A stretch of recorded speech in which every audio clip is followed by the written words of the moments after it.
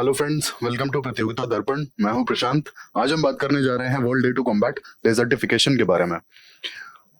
हाल ही में 17 जून को world day to combat desertification as well as drought observe किया गया।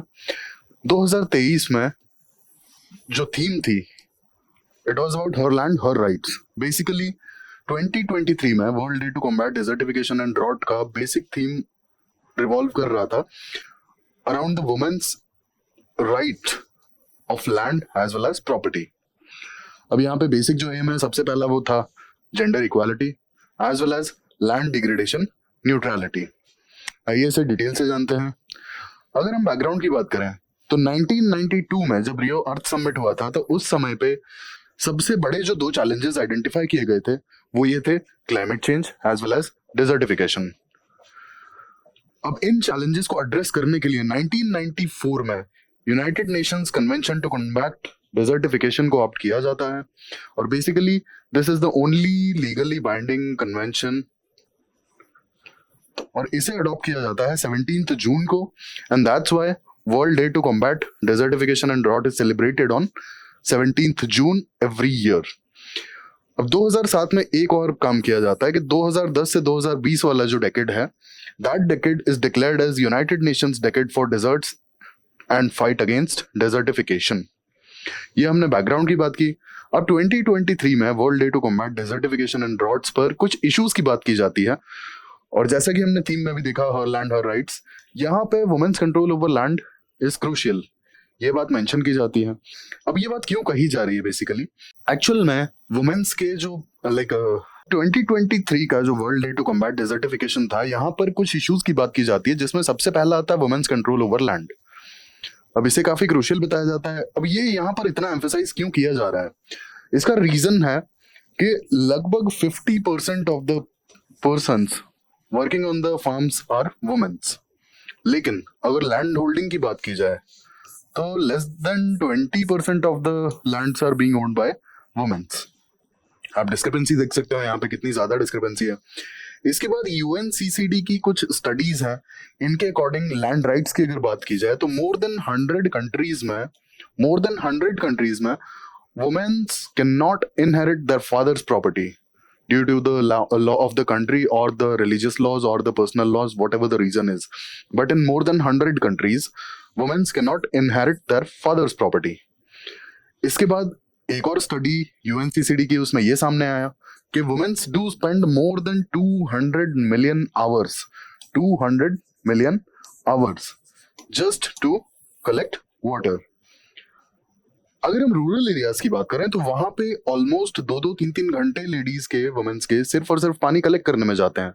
कई बार कुआं या फिर ट्यूबवेल इतना ज्यादा दूर होता है कि भर के लाना पड़ता है। There is no piped water available. ये एक बहुत बड़ा इशू है। और यूएनसीसीडी की स्टडी क्या कहती है, आप देख सकते हैं, almost 200 million hours are being wasted by women just to collect water, जो कि अगर पाइप वाटर की सप्लाई होती तो ये टाइम बचाया जा सकता था। इसके बाद एक और issue, climate change, land degradation, drought, इन सब का जो इम्पैक्ट है वो वुमेन्स और गर्ल्स पे ज्यादा है। यूएनसीसीडी का ये काफी टाइम से फोकस है कि women's as well as girls are affected more as compare to men because of the climate change. अब यहाँ पर वुमेन्स और गर्ल्स का जो इम्पैक्ट है क्लाइमेट चेंज का, अगर हम उसकी बात करें तो वुमेन्स और गर्ल्स पर क्या इम्पैक्ट है क्लाइमेट चेंज का? सबसे पहले आता है वाटर। जैसा कि हमने देखा, women's do spend a lot of time just to collect water. वो पानी के कलेक्शन के लिए बहुत ज्यादा टाइम अपना देते हैं अपने दिन का, और क्लाइमेट चेंज की वजह से और अनसर्टेन रेन्स की वजह से पानी की जो शॉर्टेज है, इस शॉर्टेज का असर जो है, इफेक्ट जो है, वुमेन्स और girls, those who collect water, उन पर ज्यादा पड़ेगा। Then the declining productivity, the declining output due to the climate change, इसका भी इफेक्ट कहीं ना कहीं वुमेन्स और गर्ल्स में ज्यादा पड़ेगा as compare to men. And as we know, more than 50% of the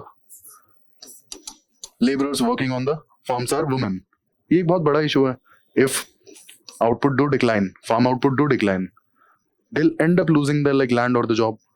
तो ये भी एक बहुत बड़ा इशू है। तो इस पे काफी टाइम से यूएनसीसीडी की स्टडी चल रही थी, और ये बात सामने आ रही थी कि क्लाइमेट चेंज के जो इम्पैक्ट्स हैं, women as well as girls are much more impacted as compared to men। यहाँ पर जेंडर इक्वालिटी नहीं है जो क्लाइमेट चेंज के इम्पैक्ट है उनमें. There is no gender equality and we have to establish gender equality. तो यही इशू जो था, मेन फोकस था 2023 की जो थीम के अकॉर्डिंग. अब हम यूएनसीसीडी के जेंडर एक्शन प्लान की बात कर लेते हैं. जेंडर एक्शन प्लान 2017 में ऑप्ट किया गया था बॉर्न जर्मनी में अलॉन्ग विद द COP23. अब इसका मेन एम है that women's can participate in the decisions related to climate change, as well as there should be a parity between the men and women in representations in all the aspects of United Nations Framework Convention on Climate Change. Basically, women's को praise करना और उनकी representation as well as like decision में participation को बढ़ाना, यही M है gender action plan 2017 का. क्लाइमेट चेंज से रिलेटेड जो भी एक्शंस हैं, जो भी प्लान्स हैं, जो भी डिसीजंस लिए जाते हैं, उनमें वुमेन्स के रोल को बढ़ाना. अब हम डेजर्टिफिकेशन की अगर हम बात करते हैं, desertification is basically degradation of the land in arid, semi arid और ड्राई सब ह्यूमिड एरियाज. यहां पर बेसिकली प्रोडक्टिविटी कम होती चली जाती है. That's it. Causes climate change, deforestation, overgrazing, unsustainable agricultural practices, urbanisation. अब अगर आप इनमें सारी चीजों में देखें तो लगभग majority of the actions resulting into desertification are human activities. Majority of the activities, these are human activities, and climate change is indirectly because of the human activities. Drought, basically deficiency of the rainfall, causes variability in rainfall due to climate change. Monsoon का थोड़ा सा issue ये आ जाता है कि कई बार जो ITCZ है उसकी पोजीशन इम्पैक्ट कर जाती है मॉनसून्स को. Early withdrawal of the monsoons, forest fires, land degradation in addition to climate change. अब क्लाइमेट चेंज की वजह से वेरिएबिलिटी आती है, साथ के साथ लैंड डिग्रेडेशन होता है. It end ups into like floods as well as soil erosion. अब इनिशिएटिव्स की अगर हम बात करते हैं यहाँ पे कि गवर्नमेंट ऑफ इंडिया ने क्या क्या इनिशिएटिव्स लिए हैं डिजर्टिफिकेशन को कर्ब करने के लिए, तो सबसे पहले आता है integrated water management programme since 2009-10. Then desert development programme 1995 से चलाया जा रहा है लगभग. यह national mission on green India. Global initiatives की बात करें, बॉर्न चैलेंज इज बेसिकली जो भी डिग्रेडेड लैंड है इसे रिक्लेम करना, रिस्टोर करना. इंडिया ने इस बॉर्न चैलेंज में पार्टिसिपेट किया था 2015 में along with the COP21 in Paris. India participated in 2015. India का जो बेसिक एम है फिलहाल बॉर्न चैलेंज में, that is to reclaim and restore almost 26 million hectares of degraded and deforested land. इसे रिस्टोर करना और रिक्लेम करना टारगेट है बाय 2030. तो ये हमने देखा बॉर्न चैलेंज, जिसका बेसिक ऑब्जेक्टिव है to restore the degraded as well as deforested land. और हर कंट्री के यहाँ पर अपने अपने टारगेट्स हैं. अब एक हम क्वेश्चन डिस्कस कर लेते हैं क्योंकि हम डेजर्टिफिकेशन की बात कर रहे हैं. Let's discuss about the different deserts. सबसे पहले आता है कंसिडर द फॉलोइंग पेयर्स. पहला है Chihuahua, that is in Mexico. Karakum, Turkmenistan. Taklamakan, China. How many of the above pairs are collectively matched? You can pause the video and solve the question. I'll tell you the correct answer. Chihuahua, Mexico as well as United States. Karakum, Turkmenistan. Majority of the desert is in Turkmenistan. Taklamakan, China. All three pairs are correctly matched. Answer is C. तो ये हमने discuss किया desertification के बारे में, UNCCD के बारे में, इस साल की जो जेंडर न्यूट्रलिटी की थीम थी उसके बारे में थोड़ा सा डिटेल से डिस्कस किया.